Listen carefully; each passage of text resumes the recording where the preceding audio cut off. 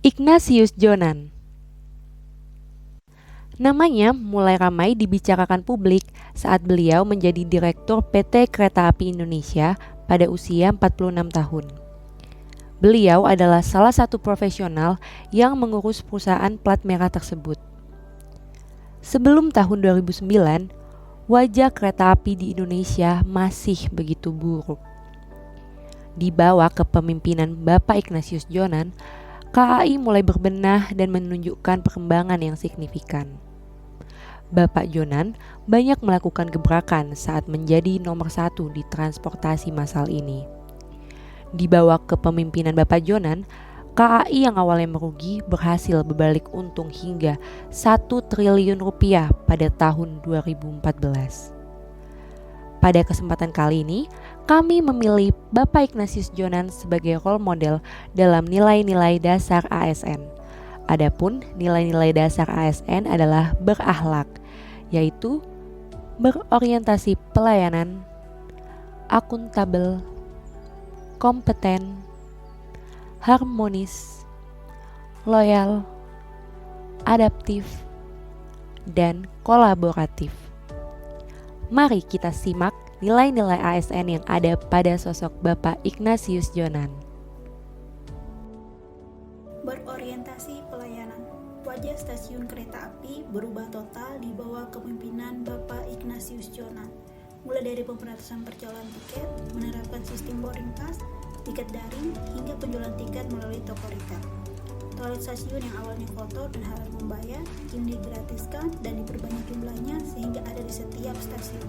Kereta yang belum memiliki AC dilengkapi AC dan diberi larangan merokok supaya penumpang nyaman dan aman.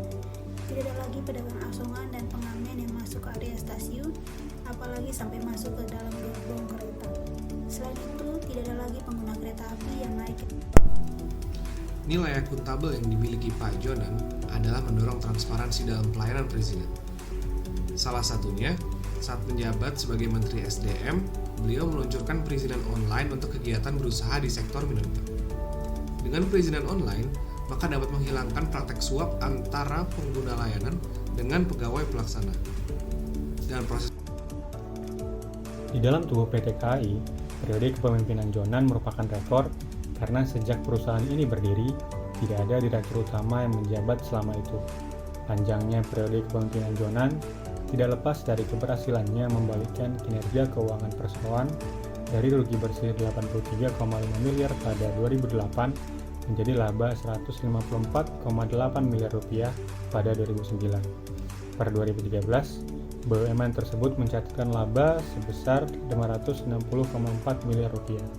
Jonan juga berhasil melipat gandakan aset KAI dari 5,7 triliun rupiah pada 2008 naik hingga 3 kali lipat pada 2013 menjadi 15,2 triliun rupiah.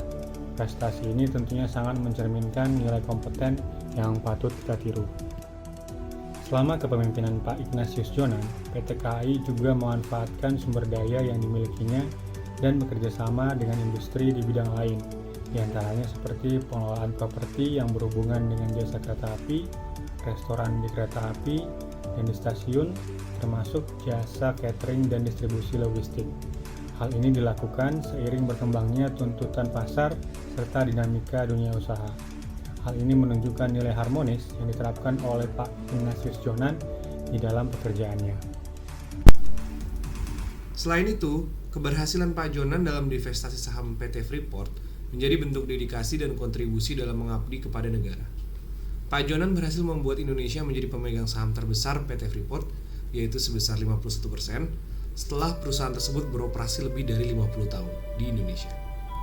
Dengan keberhasilan tersebut, mengembalikan kembali amanah dari jiwa dari pasal 33 ayat 3 UUD 1945, di mana minyak dan gas bumi sebagai sumber daya alam strategis yang terkandung di dalam wilayah Indonesia merupakan kekayaan yang dikuasai negara. Dari segi nilai adaptif, Pak Jonan melakukan beberapa terobosan dengan cara beradaptasi terhadap kemajuan teknologi informasi guna peningkatan pelayanan PT KAI secara menyeluruh dengan berdasarkan nilai customer focus. Salah satu terobosan yang sangat membantu adalah tersedianya KAI Akses yang memudahkan calon penumpang untuk mengakses segala informasi mengenai jadwal kereta api hingga pemesanan tiket secara online. Strategi ini sukses mengembalikan kerugian yang sebelumnya mencapai 84 miliar pada 2008 menjadi keuntungan sebesar 155 miliar pada 2009. Tak tanggung-tanggung, pada tahun 2013 bahkan telah mencatatkan laba sebesar 560 miliar. Pak Jonan juga melipatkan gandakan aset KAI dari 5,7 triliun pada 2008 menjadi 15 triliun pada 2013, sehingga terjadi peningkatan sebesar mendekati 3 kali lipat. Dari sisi kolaboratif, dalam rangka memperbaiki kinerja organisasi Kereta Api Indonesia, Pak Ignatius Jonan banyak melakukan kolaborasi dengan beberapa pihak, baik itu swasta, pihak pemerintah luar negeri, maupun BUMN, baik itu di bidang pelayanan maupun transformasi digital. Dalam rangka meningkatkan kualitas manajemen sumber daya manusia di dalam tubuh PT KAI, Pak Jonan mengirimkan 3.000 pegawainya ke China dan Prancis untuk melihat sistem kereta apian di negara tersebut. Bukan hanya pejabat level atas saja, semua level pejabat menengah hingga 2 level di bawah direksi dikirimkan untuk menyaksikan sendiri pelayanan kereta api di sana.